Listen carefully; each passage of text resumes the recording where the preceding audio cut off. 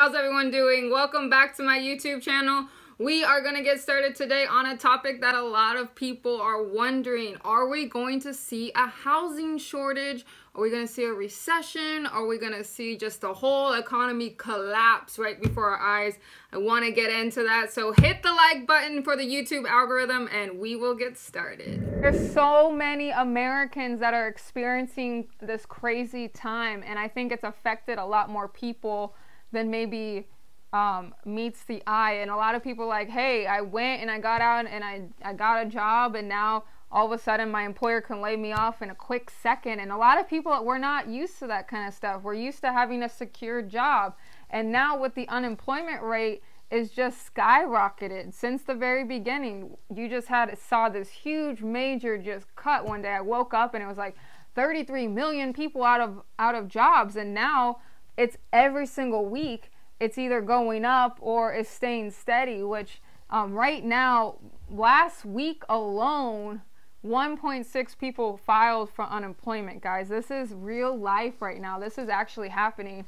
Now, the benefits of having COVID, they had an extra $600 a week, and now that is actually potentially getting taken away. It did end the 31st, but Congress is now in deliberation whether or not they're going to keep the $600, and they are going to make a decision by the 7th, which is today. And if they haven't or have made a decision, we won't know until after this video airs. Okay, the decision is either to lower it to like $200 to $300 per week, or keep it at $600, or take it away entirely. And if they take it away entirely, we're gonna see crazy stuff happen. I'm not sure how crazy, I can't predict that, but it's not going to be pretty, guys. And there's a lot of people who just want to go back to work, and they want to support their family, and they want to be able to feed their children, and I get it. And for everyone out there struggling, my prayers and thoughts are with you for sure. Please know that it does get better. A lot of people, they do side hustles now. So I think a lot of people are like, hey, I lost my job, but in this time of craziness, I'm going to start working on my own business, or I'm going to become an affiliate somewhere, or I'm going to experience something else for myself so I can still feed my family, whether or not I have this other job. So having another source of income is always a good idea. Always a good idea, guys. So I see a lot of that happening out there, and I love that. I love that people are going out, having a second source of income, and just being able to live life on their own terms. And you guys never know, their side hustle might actually go now into their full-time job. And when their job comes back around, or if it does, or if it doesn't, they have that second stream to fall back on. They need to have more than one income nowadays. It's almost impossible to live life without one. So I will be going through that in a future video, but right now I want to talk about the state of the market. So number one is unemployment. So that's what I was talking to you guys about. Unemployment is record high, guys. What's the difference is that the government is actually pumping money back into the economy to keep it afloat. Is that a bandage, though? Are we going to just experience just fallout at the very end of this whole bandage situation? There's no real prediction, but my prediction is coming at the very end, and I'll share you guys my thoughts on what I believe is actually going to happen.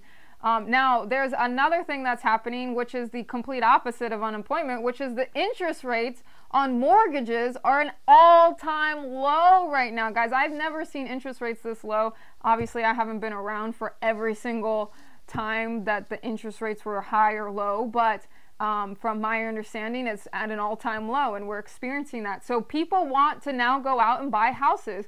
People who are like, hey, I pay way too much in rent, I'm just throwing this money away, I'm a first-time home buyer, and I want to go buy my first property. And you're seeing a lot of applications. Now, it has decreased from last week. However, I just believe because it's the time. August, normal home sales in August, typically you see a little bit of a decline because people are going back to school.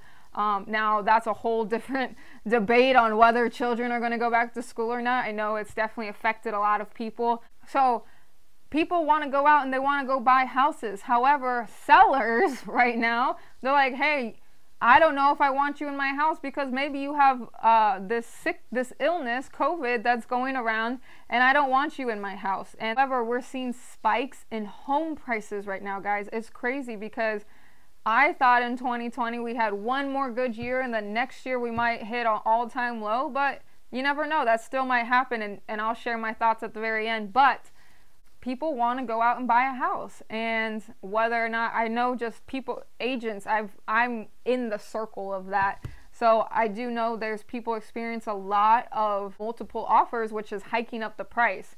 So are we going to see a huge inflation at the end of this? And that I do believe we're going to see definitely some inflated home prices. We are above the 2007, 2008 home prices, believe it or not, before the economy just bottomed out and just went to an all-time low and you couldn't even pick anything up for pennies on the dollar. But we are experiencing that. We're experiencing crazy rate of growth, and is that gonna last forever? Another thing to take into consideration is forbearance. What is a forbearance? Forbearance means the short-term payment deferral where you can just defer your payments for 6 months to a year depending on what you work out with your lender, and those payments just go on the backside. However, it does hurt your credit, and because it looks like a missed payment on your score, but it's better than getting your house foreclosed upon. So if you are in that situation where you can't pay your payments, make sure you call your lender so you guys can have open communication with them. Find a solution where you can pay your payments. All right. However, in 6 months to a year, what happens when their situation doesn't get better, or they're still in unemployment, or they haven't gone back to work? What happens, right? Are we going to experience a huge bottom out just because people can't afford their mortgages anymore? What is going to happen, guys? That's the things that we don't know. That's the crazy thing about this whole housing crisis, or lack thereof housing crisis, or are we just in a delayed process of the actual market bottoming out? Now, we are experiencing very similar numbers that happened in 2007, 2008. The one thing we are not experiencing that happened in 2007, 2008 is bad mortgages. I definitely recommend watching The Big Short. It explains what happened in 2007 and 2008 if you kind of need a recap, or you can't remember, or you weren't maybe around during that time, or you didn't experience the housing crisis. But if you were breathing and you had a pulse, you got a loan and you had multiple homes, but the problem is that the payment would always increase after 6 months. So people could not afford their houses. And what happened? They foreclosed on their properties. I know somebody who had 24 houses, and he ended up with 0 at the very end of it. And that's very sad to say, but they got bad loans. So that is something that we actually don't have anymore, because we have something called the Dodd-Frank laws, which happened in 2010, where the consumer is protected of what the mortgage companies can and can't do. And the mortgage companies, which is the banks actually have to have a certain amount of reserves as well, so that stuff never happens again. So they had, from the last time, they did learn from their mistakes, believe it or not, and they actually are now experiencing where you cannot just sneeze and get a mortgage. So these are legitimate buyers who have credit scores, who have the income where they can go out and actually afford these homes. And that is one good thing that's actually coming out of this. So we are experiencing low interest rates, high unemployment. The one last thing I want to talk about is the consumer, and are they spending? And the answer is no. We don't have anywhere to go, guys. Nowhere to go. There's nowhere to go. I've been in my house going crazy, loco, just kidding. But we're experiencing where we can't go out and travel and go out and consume like the regular average consumer. So people are not consuming as more. They're not going out. They're not going on vacations. They're not going to the movies. They're not going out anymore to the clubs. They're not doing any of that. They are staying home, and they are just taking really big precautions, and they're delaying their traveling. Okay. So there's a lot of businesses hurting right now. If you are a business, my heart goes out to you guys, because I'm a business owner and I know how crazy and how much of a risk you take by going into business. But my suggestion, if you don't have something online, would be this is the time to do something online. This has really pivoted everybody to make sure that you guys go online with this kind of stuff. Now, the last portion is what is my opinion on all of this? So my opinion on all of this is that we are going to see a housing crisis. And do I think it's going to happen this year? No, I actually believe it's going to happen next year. And because we have the government pumping money back in, we have people who got the forbearance for at least 6 months to 12 months.